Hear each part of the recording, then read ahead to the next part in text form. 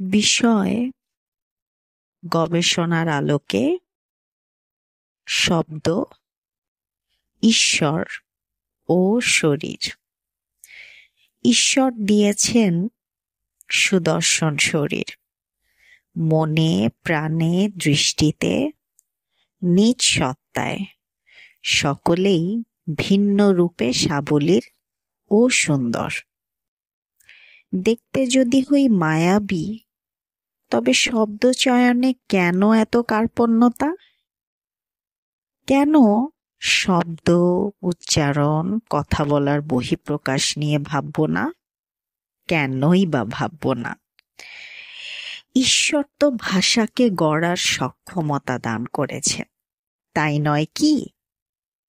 আচ্ছা, ভেবেছি কি একবারও সংলাপ বা আলাপ বিনিময়ে কি করে প্রিয়দর্শিনী থেকে সুপ্রিয় বক্তা হওয়া যায়? আচ্ছা, ধরি কার্যালয়ের কথা।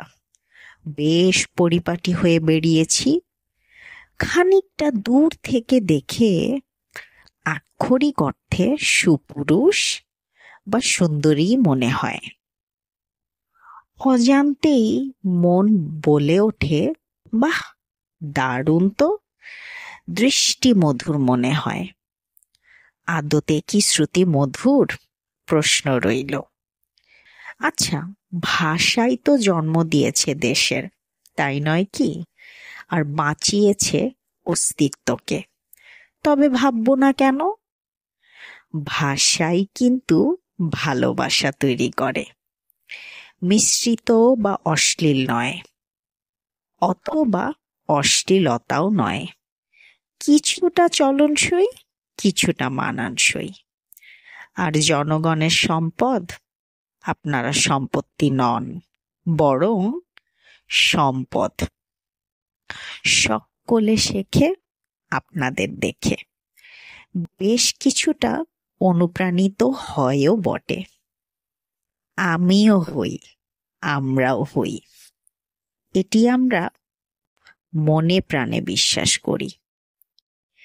একটি গানের গীতিমালার কথা বলবো, শেষে বলবো।